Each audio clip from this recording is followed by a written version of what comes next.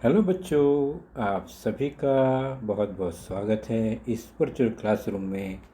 और आज हम शुरू करेंगे अपना एक नया टॉपिक जो कि कक्षा 9वीं से है, और वह भी विषय गणित भाग 2 से। और आज का हमारा जो लेसन है वह है लेसन पहला, भूमिति के मूलभूत संबोध, बेसिक कॉन्सेप्ट्स इन ज्योमेट्री। और मैं हूं आपका मार्गदर्शक Ajay Kumar S Maurya, MCGM virtual classroom Dadar से। तो शुरू करते हैं अपना लेसन। और आज का जो हमारा प्रमुख टॉपिक है वह है बिंदुओं के निर्देशांक तथा दूरी, coordinates of points and distance. और दूसरा पॉइंट है मध्यता, बिटवीननेस। तो आज हम इन दो मुद्दों पर चर्चा करेंगे। तो सबसे पहला मुद्दा है, पॉइंट है, वो है बिंदुओं के निर्देशांक तथा दूरी, coordinate of points and distance. तो बिंदुओं के निर्देशांक और दूरी का संबंध हमेशा संख्या रेखा पर होता है, इसलिए हम एक संख्या रेखा देखते हैं। जैसा कि आपको पता है, संख्या रेखा के मध्य कहीं पर एक बिंदु, आरंभ बिंदु होता है, और उसके लेफ्ट और राइट में समान अंतर पर संख्याएं लिखी होती हैं। तो मध्य में 0 से शुरू होकर राइट साइड में धनात्मक संख्याएं क्रम से लिखी जाती हैं, और लेफ्ट साइड में ऋणात्मक संख्याएं लिखी जाती हैं, ये हमें पता है। अब इन्हीं निर्देशांक के बिंदुओं को नाम दे देते हैं, जिसमें से जो मूल बिंदु है 0 निर्देशांक वाला या 0 अंक वाला, उसे हम O पॉइंट देते हैं। और उसके बाद अलग अलग बिंदुओं को अलग अलग हम नाम कैपिटल लेटर में दे देते हैं। तो यहाँ पर ABC इस तरह से नाम दिए जा रहे हैं बिंदुओं के। इस संख्या रेखा को देखने पर आपको एक बात पता चलती है कि बिंदु A संख्या रेखा पर 1 दर्शाता है। आप देख रहे हैं ना।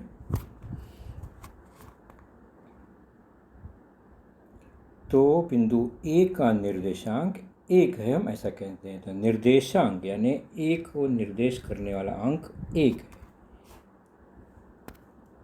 बिंदु D संख्या रेखा पर -5 -5 दर्शाता है, इसलिए बिंदु D का निर्देशांक -5 -5 है। तो बिंदु से संबंधित संख्या को निर्देशांक, कोऑर्डिनेट ऑफ पॉइंट कहते हैं। तो जिस जिस बिंदु के लिए जो जो अंक है वही उसका निर्देशांक है।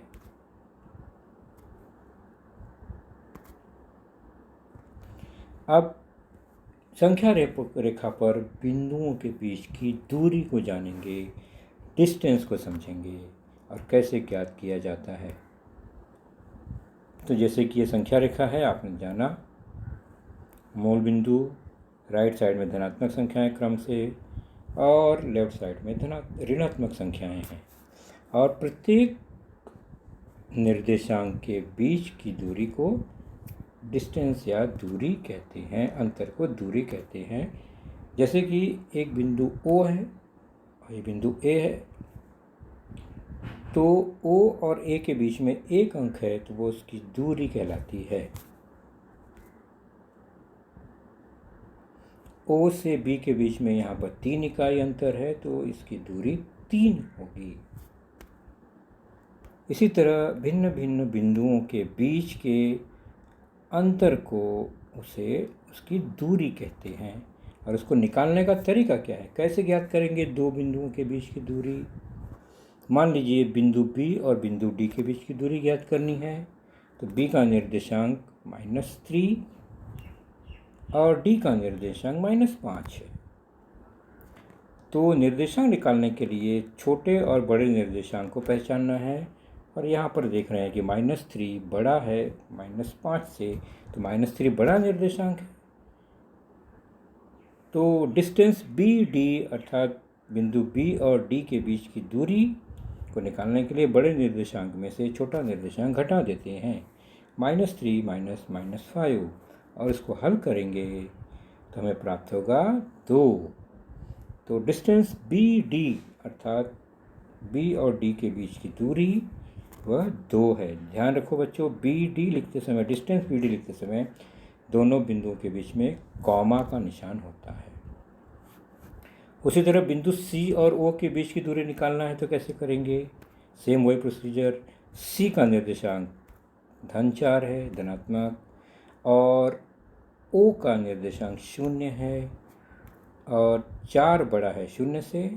तो डिस्टेंस CO निकालना हो तो बड़ा निर्देशांक 4 में से 0 घटाएंगे और हल करने पे आएगा 4। तो डिस्टेंस CO = 4 अर्थात C और O के बीच की दूरी 4 है।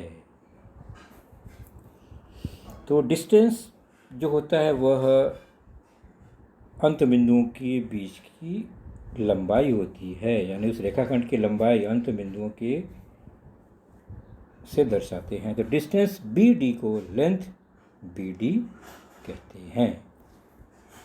तो B और D के बीच की दूरी यह रेख BD की लंबाई के बराबर ही होता है। लंबाई लिखते समय बीच में कॉमा नहीं लगाते हैं, डिस्टेंस लिखते समय बीच में कॉमा लगाते हैं, और दूरी हमेशा धनात्मक ही होती है, यानी वह ऋणात्मक नहीं हो सकती है। तो ये ध्यान रखेंगे, बड़ी संख्या में से छोटी संख्या घटाते हैं हमेशा, तो दूरी हमेशा धनात्मक ही होती है। अब चलते हैं आपके पाठ्य पुस्तक का प्रश्न संग्रह 1 का एक प्रश्न देखते हैं। नीचे दी गई संख्या रेखा के आधार पर दूरियां ज्ञात करो। Find the distance with the help of the number line given below. यह एक नंबर लाइन है और इस पे निर्देशांक दिए गए हैं, बिंदु दिए गए हैं, और प्रश्न कुछ इस तरह से है। डिस्टेंस BE ज्ञात करना है, डिस्टेंस JA ज्ञात करना है, डिस्टेंस PC ज्ञात करना है। तो कैसे ज्ञात करेंगे, हम यहाँ हल नहीं करेंगे, ये आपने अभी सीखा है। प्रत्येक बिंदु के निर्देशांक को लिखना है और बड़े निर्देशांक में से छोटा निर्देशांक घटाना है, तब हमें डिस्टेंस मिल जाएगा। तो आप अपने नोटबुक पर इसे ज़रूर हल करिएगा, और हम चर्चा को अब आगे बढ़ाते हैं।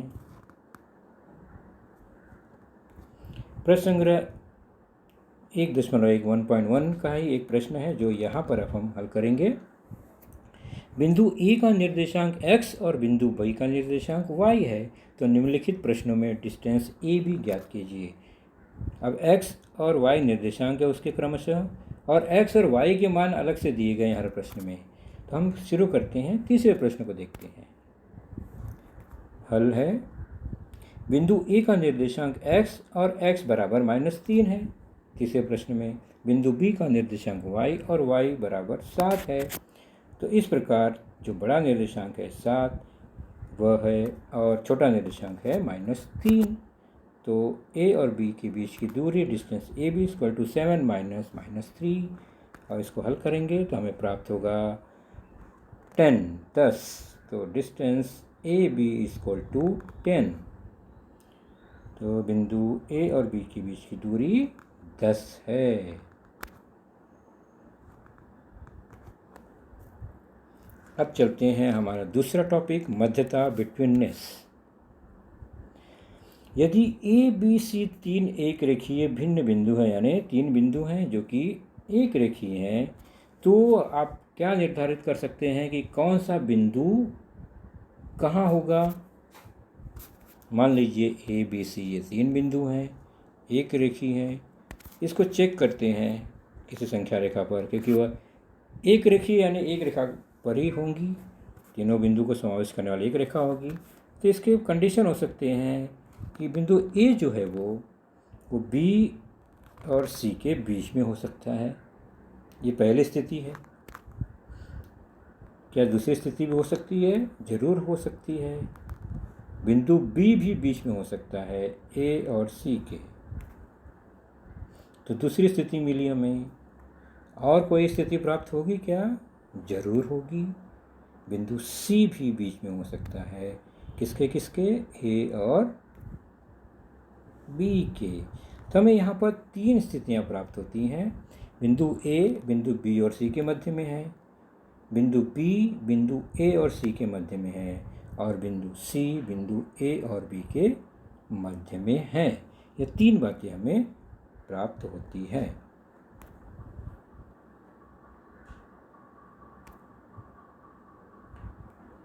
उसी चर्चा को आगे बढ़ाते हैं। तो ए बी सी तीन एक रेखीय बिंदु हो तो हमें तीन प्रकार से हम उसकी रचना कर सकते हैं। तीनों बिंदु में से कोई भी बिंदु बीच में हो सकता है। अब बीच में होने का क्या अर्थ है, हम उसको जानते हैं। मान लीजिए ए बी सी ये बिंदु हैं, एक रेखीय। हम दो स्थिति पर चर्चा करेंगे। पहले मान लीजिए कि ए बी और सी के बीच में है और दूसरा है बी ए और सी के बीच में है।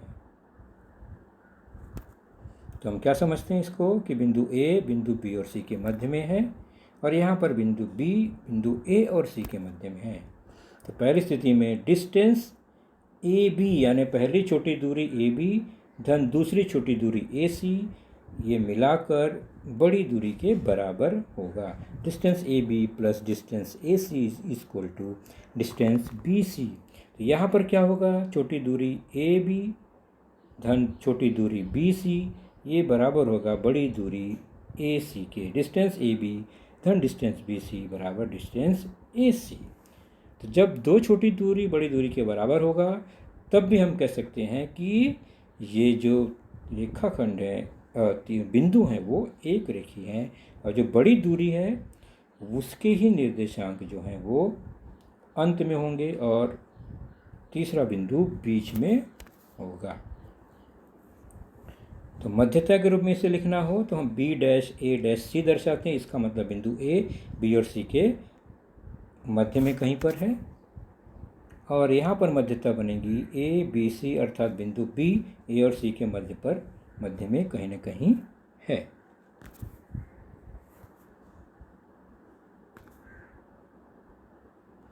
अब देखते हैं एक प्रश्न। नीचे दी गई जानकारी के आधार पर बताइए कौन सा बिंदु अन्य दो बिंदुओं के मध्य है, और अगर बिंदु एक रेखीय न हो तो भी हमें लिखना है। चलिए शुरू करते हैं। जानकारी दी गई है distance D E 5, distance E F 8, distance D F 6 और दूसरा उदाहरण है distance X Y 15, distance Y Z 7, distance X Z 8। तो पहले देखते हैं डिस्टेंस डी ई 5 छोटी दूरी, दोनों छोटी दूरी डिस्टेंस ई एफ 8। अच्छा, जो क्रम से दिए गए पहले हमने इसको लिख लिया। अब हम दोनों छोटी दूरी को जोड़ेंगे। 5 और 6 छोटी दूरियां हैं और चेक करते हैं क्या वो बड़ी दूरी के बराबर है। 6 5 11 जो कि 8 के बराबर नहीं है। 5 + 6 इज़ नॉट इक्वल टू 8। इसका मतलब यहाँ हुआ कि बिंदु डी ई एफ जो है वो एक रेखीय नहीं है। चलिए दूसरा उदाहरण देखते हैं। डी एक्स 15 है, वाई जेड 7 है, डी एक्स 8 है। दोनों छोटी दूरियों को हम जोड़ते हैं तो 7 + 8 और बड़ी दूरी दोनों का संबंध देखते हैं तो दोनों बराबर हैं, बड़ी दूरी के बराबर हैं, वो भी 15 है। तो यहाँ पर हमें निष्कर्ष मिला कि बिंदु x, y, z एक रेखीय हैं और बिंदु z जो है वो x y के मध्य होगा कि बड़ी दूरी 15 वो x y है तो बीच में कहीं ना कहीं z होगा, इसलिए बिंदु z बिंदु x y के मध्य स्थित है। चलिए प्रश्न संग्रह 1.1 के कुछ प्रश्न हैं, आपको ही हल करना है क्योंकि हमने जो सीखा है उसी पर आधारित है।